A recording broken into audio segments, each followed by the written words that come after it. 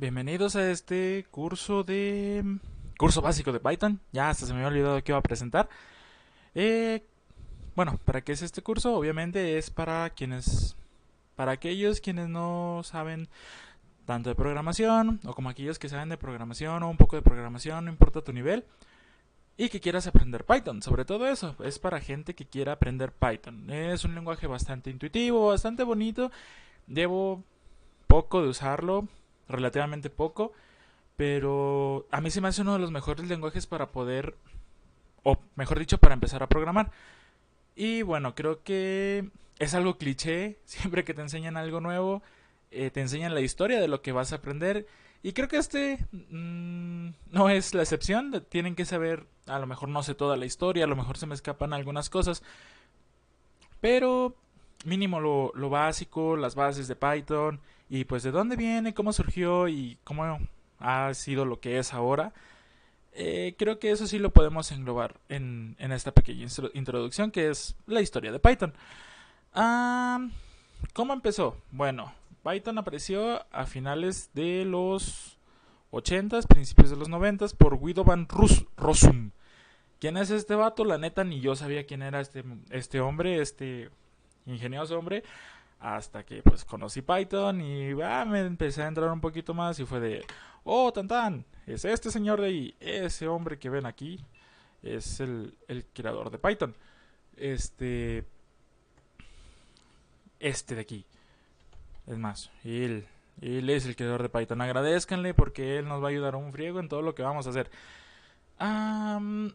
¿Y cómo se le ocurrió? Bueno, este Guido, Guido, no sé cómo se pronuncie, este era era un programador que trabajaba en el centro de investigación, en un centro de investigación holandés, y bueno, tenía o sabía programar en lo que era ABC, que era un lenguaje que se desarrollaba ahí mismo.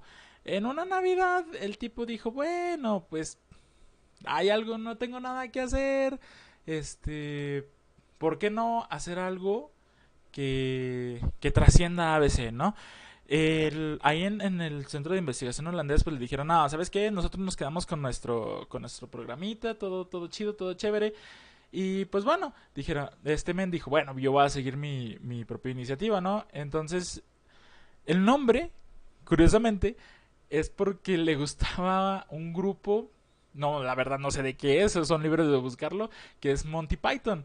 Entonces él dijo, entonces en honor a ellos, o porque me gusta el grupo, pues que se llame Python, ¿no? Entonces no tiene una historia así como que trascendente o espiritual de lo que es Python, sino simplemente fue de, me gustó. En 1991, este tipo, Van Rossum, publicó lo que fue la primera versión del código, que era la versión 0.9.0 en Alt Source. Y esta versión ya tenía disponible varias de las clases, herencias, cosas que veremos más adelante, también las variables. De hecho, él en esta publicación que hizo en el 91 sentó las bases de lo que sería próximamente Python. Y bueno, a partir de ahí empezó a crecer y le empezó a dar seguimiento. Igual le agregó el manejo de excepciones, que son los tipos de errores que pueden salir y cómo los puedes manejar para que no estén crasheando, cómo manejarlos, cómo interpretarlos y todo ese tipo de cosas. Para el 94 se creó CompLangPython, comp.lang.python, que es un foro de discusión que pues fue como que la tendencia, fue así como de, no manches, Python. Python, ¿qué es eso? Oh, sí, yo quiero Python.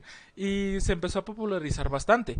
Ah, Ahora, ¿cómo se luce Python? Porque bueno, ya sabemos que este men fue el que hizo Python. Uy, que flecha tan derechita. Y bueno, si se acuerdan, comentábamos que Python estaba basado en ABC, que era un lenguaje de programación. No sé, la verdad, si todavía lo sigan utilizando en ese centro de investigación holandés. Entonces era algo que este men usaba. Y esto es lo que es Python. Básicamente, si pueden apreciar aquí, es muy sencillo, es muy parecido, perdón, en cuanto a que no necesitas muchas líneas de código. Estas son líneas de código, cada una de estas. No necesitas muchas líneas de código para poder hacer lo que tú quieres. De hecho, eso es parte de lo que es Python. Que no sé, les voy a adelantar un poquito, es parte de lo que es el Zen de Python. El Zen de Python es cómo debes de programar en Python. Cómo, según este hombre ingenioso, debes de programar en Python. Y una de ellas es que sea sencillo, que sea intuitivo. Y si podemos apreciar aquí, lo tomó bastante bien de lo que fue ABC, porque, o sea, son cosas que tú dices, no se me complica nada y no es como en, por ejemplo, Java, que para por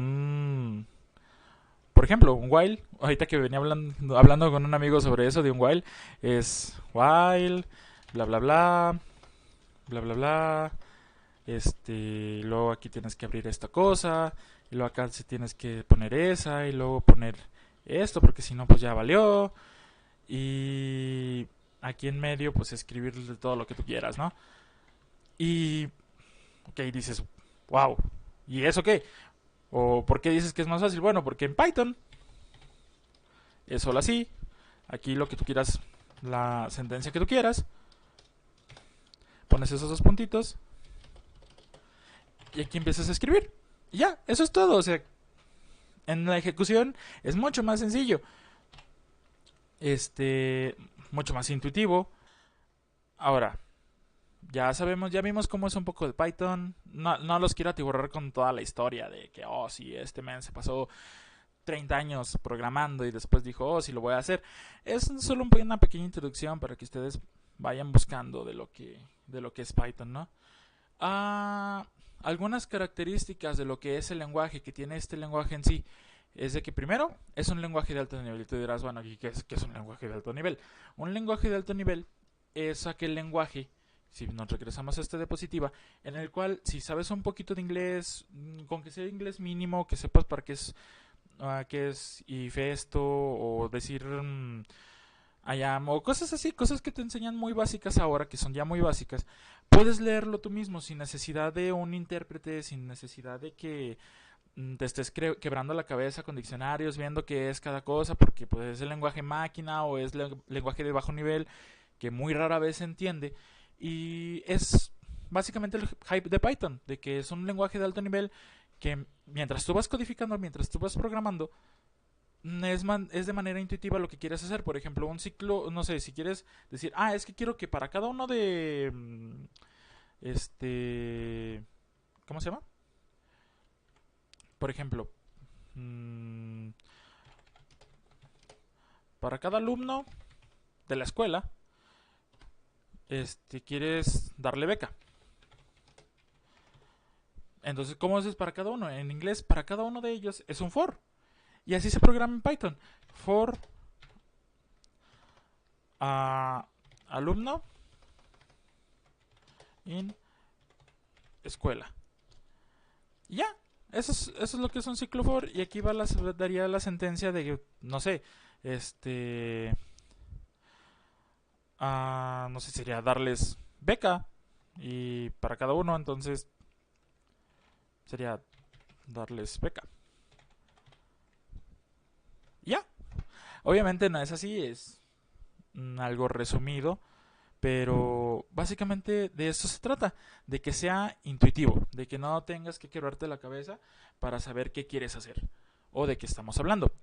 Todo dinámico es, digámoslo así, que no son...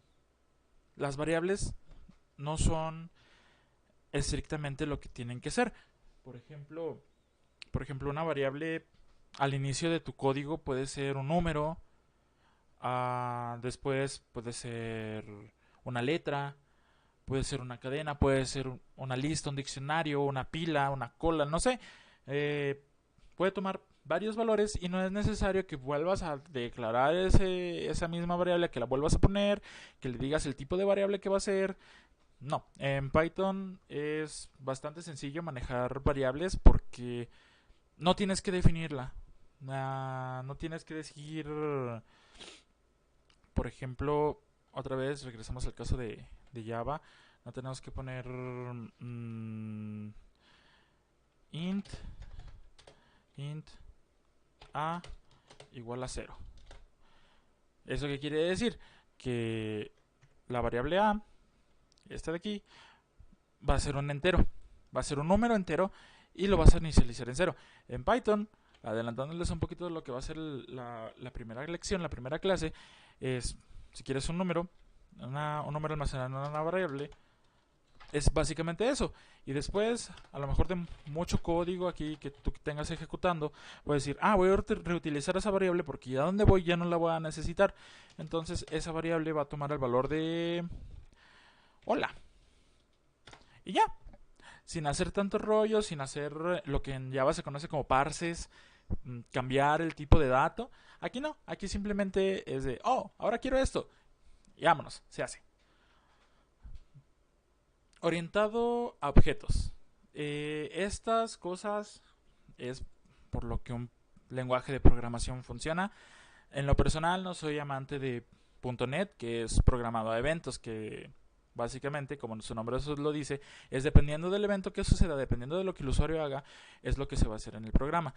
Los lenguajes orientados a objetos es de que todo lo ves como objetos. Tú eres un objeto que tienes diferentes características. Una silla es un objeto con diferentes características. Un grupo de personas puedes verlo como un objeto. Entonces, esos objetos tienen ciertas características, tienen ciertas actitudes, ciertas formas. Y eso es lo bonito de la programación orientada a objetos. Sobrecarga de constructores, ¿qué quiere decir? Que puedes tener varios constructores, que puedes tener varias... ¿Cómo lo puedes? Que puedes tener varias funciones, por así decirlo, con el mismo nombre, pero que hagan cosas diferentes dependiendo de la ocasión. La herencia múltiple es como a nosotros, la herencia de nuestros abuelos, que no sé, tenemos una característica de nuestro abuelo, de nuestra bisabuela, pero también tenemos características de nuestros papás. Entonces eso quiere decir que nosotros heredamos lo que es de nuestros padres, abuelos, tatarabuelos, igual es en este lenguaje de programación y en muchos otros que son orientados a objetos y que poseen herencia múltiple o soportan herencia múltiple, de poder heredar cosas o características de sus padres, porque de hecho eso es algo de lo bueno del orientado a objetos, que puedes tener a un constructor que se llame personas y las personas tienen ciertas características y puedes, no sé, poner a personas pero que viven en el continente americano. Entonces ese ya sería otro y esas dos cosas, esas dos clases pueden ser padres de una tercera clase, de un tercer objeto y puede heredar, si es factible, puede heredar tanto de la primera como de la segunda clase. O si tienes 10 clases y cumple las 10 condiciones, por así decirlo, cumple las condiciones necesarias para heredar de esas 10 clases, va a heredar lo que necesite de esas 10 clases, de sus clases padre. Encapsulación o encapsulamiento. El encapsulamiento se refiere a que... ¿Cómo lo puedo decir? A que puedes hacer bloques de código, puedes, no sé, escribir o diseñar un código para que te dé un número telefónico, para que genere un número telefónico al azar. Y ese código tú lo tienes ahí funcional y lo puedes reutilizar cuantas veces sea necesario y puede ser en algunas otras cosas, en algunos otros programas o que hagan que ese programa que tú hiciste, que ese módulo que tú hiciste haga otras cosas. Pero por sí solo también funciona. Es como ser parte de un todo, como nosotros somos parte de un todo, de una sociedad, de una familia, de una población, pero funcionamos también como individuos. Es igual con el encapsulamiento. Tienes tus diferentes módulos que representan todo tu programa y funcionan, porque para eso están diseñados, para eso los diseñaste, para que funcionen. Pero aparte de funcionar en un conjunto, funcionan si los separas de ese conjunto, si lo tomas como objetos, como módulos por separado, también funcionan. Y para finalizar, polimorfismo. Polimorfismo es algo así como que puede tomar muchas formas. Esto es algo un poquito más abstracto de visualizar, de ver. Entonces, para mí sería mejor que el polimorfismo lo tocáramos ya cuando lleguemos a este caso. Esto, creo yo, va a ser de lo último que vayamos a ver, porque primero se necesita ver todo lo básico, todos los fundamentos de lo que es el lenguaje de programación, y después ya ver ahora sí lo que hace al lenguaje único. En este caso, creo yo que en este curso básico de Python, a lo que podremos aspirar a llegar es ver esto orientado a objetos. Una vez que tú sabes orientar objetos, programar orientado a objetos, casi cualquier cosa se te hace más sencilla. ¿Por qué? Porque ya tienes la forma de pensar, ya sabes cómo reaccionar, cómo hacer, cómo deshacer. Y llegando a este punto, a orientado a objetos, yo creo que es un buen punto para dejar este curso. No es algo tan agobiante, no es como de que vayas a salir siendo un máster de aquí, es para darte las bases y tú empiezas a hacer tus propios programas. A lo mejor después le seguimos con el curso, decidimos, no sé, hacer algunas otras cosas, ver a lo mejor interfaces gráficas, bases de datos, pero yo creo que con este curso, con lo básico, es más que suficiente. Y la siguiente característica de Python es esta: open source, open source, o como quiera que alguien que hable bien inglés lo pronuncie, porque yo así lo pronuncio, open source. Y eso es que no tienes que pagar por utilizar este lenguaje de programación. Hay lenguajes de programación en paga. ¿Cuáles? La verdad no tengo idea. La verdad, les soy honesto, no hice mi tarea en ese sentido. Pero es open source, así que no te tienes que preocupar por decir, es que lo tengo que pagar. Es que tengo que pagarle cierta cantidad al desarrollador para poderlo usar, para poder vender mi aplicación. No, es completamente open source. Tú lo puedes utilizar, puedes hacer 1000 aplicaciones con él y lucrar con este tipo de lenguaje de programación.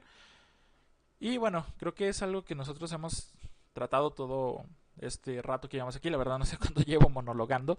Que es fácil de entender y versátil. ¿Por qué? Fácil de entender, ya vimos, es tipado dinámico, de alto nivel, lo cual nos hace muy fácil entenderlo y programarlo también.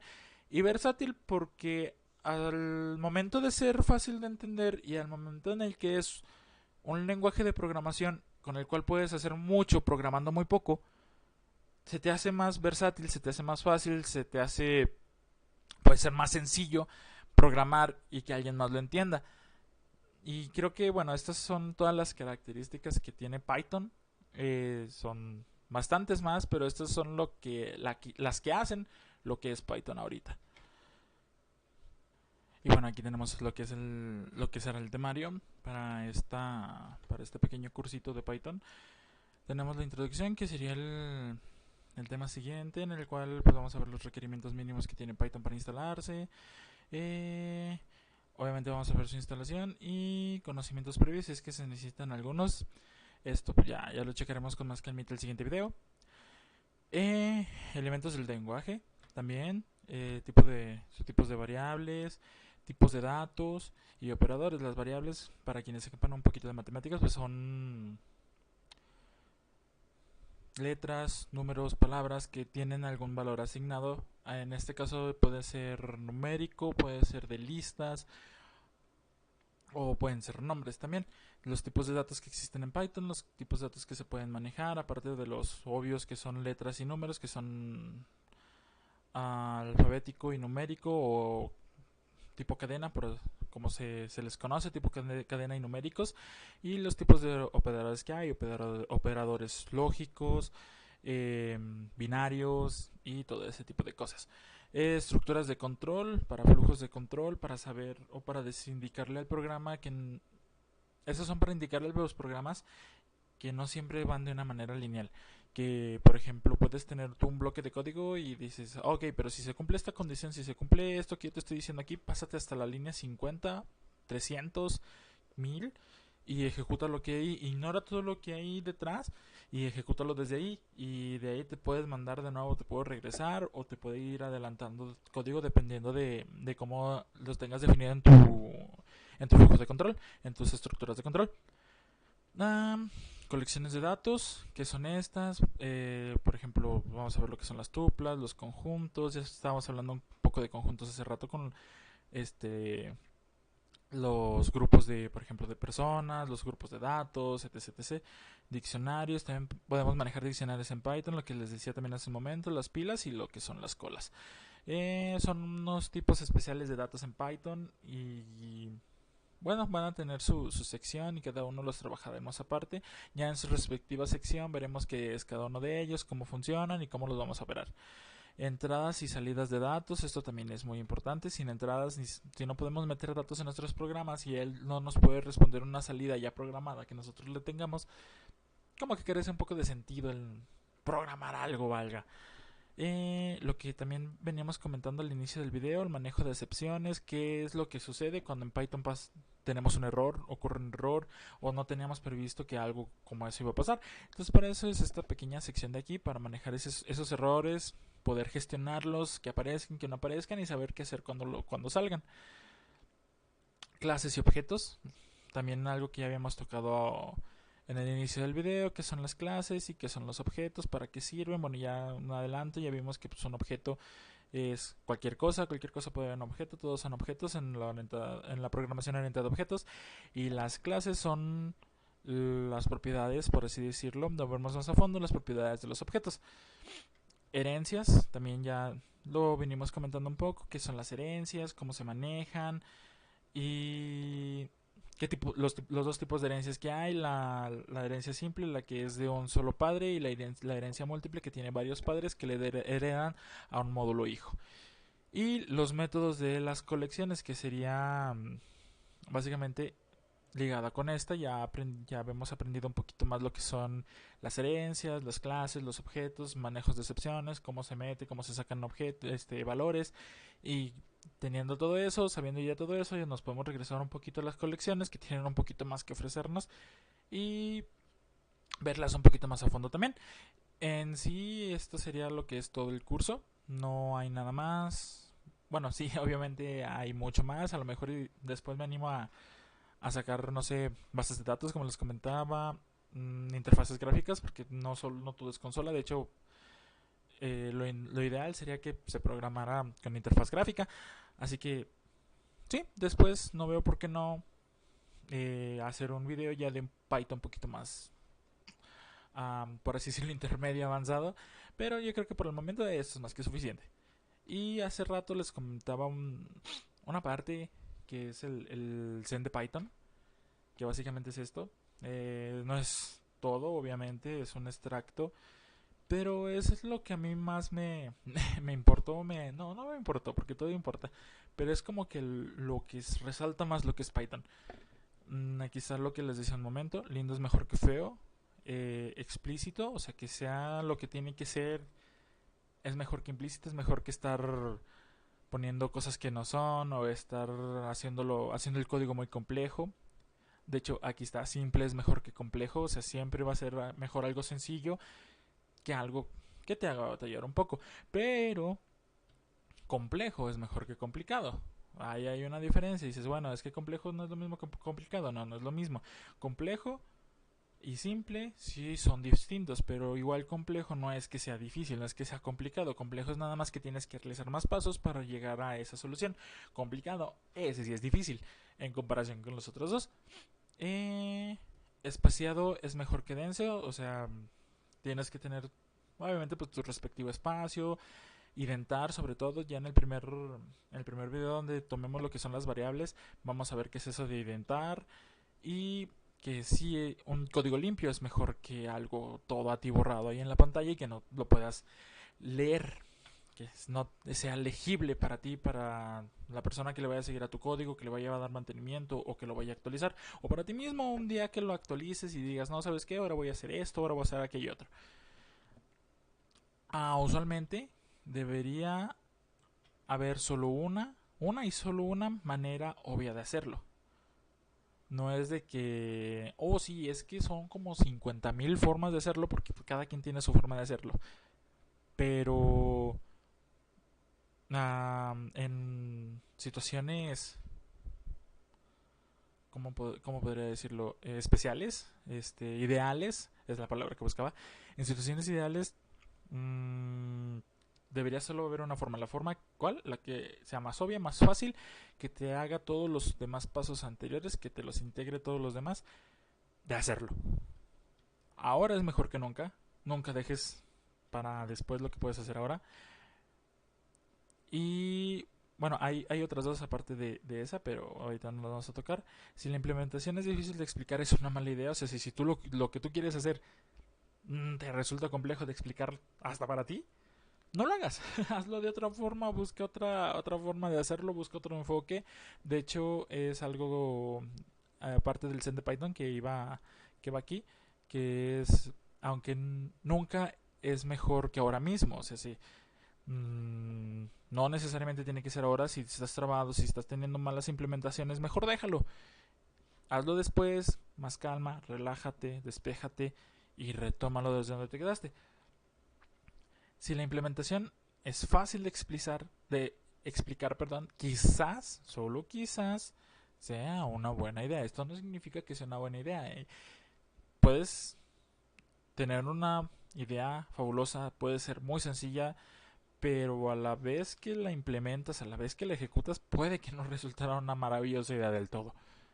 Esto, como les digo, es parte de un pequeño zen, de un pequeño ser de lo que es Python. Hay muchos más, de hecho me faltaron como 10 8 más o menos, pero esto es, según para mí, la esencia de lo que es programar en Python.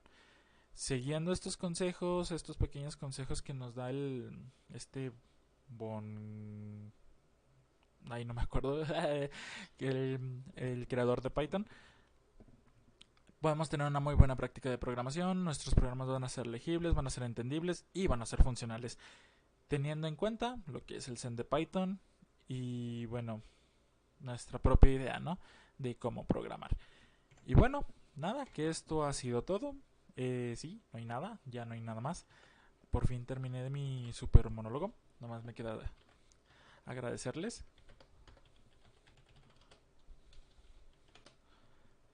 Gracias por ver este video. Espero y los tenga todos aquí esperando los cursos. Que le echen ganas, que me digan qué hago bien, qué hago mal, que no... Sí, básicamente eso. Ya saben, pues para eso está la caja de comentarios. Para que me hagan sus comentarios, sus observaciones. Eh, Trataré de subir los videos seguido. Que no pase más de una semana y media entre cada video, espero. Y pues nada, ahora sí, esto ha sido todo y bueno, que pasen excelente día, suerte aprendiendo a programar, no se desesperen. Nos vemos la próxima.